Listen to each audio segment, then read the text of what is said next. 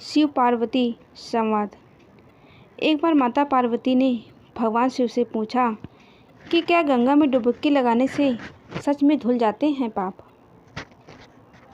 तो महादेव क्या उत्तर देते हैं, इसके पीछे एक कहानी है।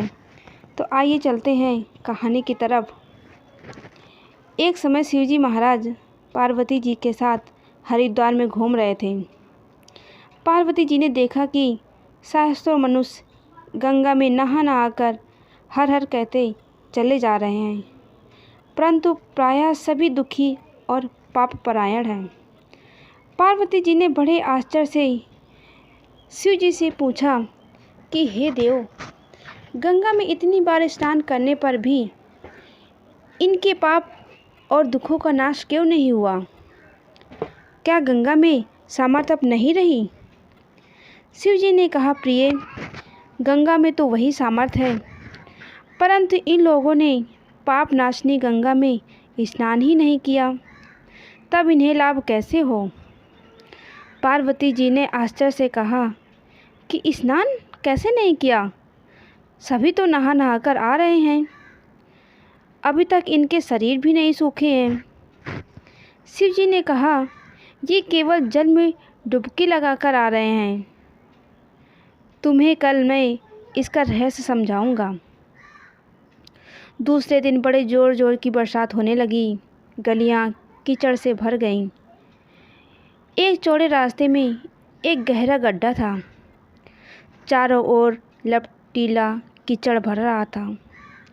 शिव जी ने लीला से वृद्ध रूप धारण कर लिया और दीन विवश की तरह गड्ढे में जाकर ऐसे गिर गए जैसे कोई मनुष्य चलता चलता गड्ढे में गिर पड़ा हो और निकालने की चेष्टा कर रहा हो, पर निकल नहीं पा रहा हो।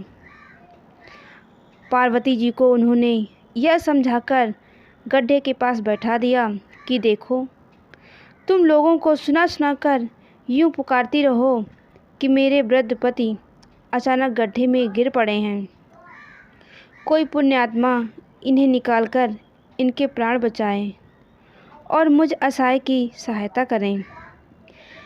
शिव जी ने यह और समझा दिया कि जब कोई गड्ढे में से मुझे निकालने को तैयार हो, तब इतना और कह देना कि भाई, मेरे पति सर्वथा निष्पाप हैं, इन्हें वही छुएं जो स्वयं निष्पाप हो। यदि आप निष्पाप हैं तो इनको हाथ लगाइए, नहीं तो हाथ लगाते ही आप भस्म हो जाएंगे। पार्वती जी तथास्तु कहकर गड्ढे के किनारे बैठ गई और आने जाने वाले लोगों को सुना सुनाकर शिव जी की सिखाई हुई बात कहने लगी। गंगा में नहाकर लोगों के दल आ रहे थे। सुंदर युवती को यूं बैठी देखकर कईयों के मन में पाप आया। कई लोग लज्जा से डरे, तो कईयों को धर्म का भय हुआ और कई कानून से डरे। कुछ लोगों ने तो पार्वती जी को यह भी सुना दिया कि मरने दे बूढ़े को, क्यों उसके लिए रोती हो। आगे और कुछ दयालु सच्चरित पुरुष थे। उन्होंने करुणावश हो युवती के पति को निकालना चाहा, परंतु पार्वती के वचन सुनकर वे भी रुक गए। उन्होंने सोचा कि हम गंगा में नहाकर आए हैं तो क्या हुआ, पापी तो हैं ही, कहीं इन्हें छूते ही मेरा हाथ न जल जाए। बूढ़े को निकालने जाने पर इस स्त्री के कथनानुसार हम स्वयं भस्म न हो जाएं। किसी का साहस नहीं हुआ।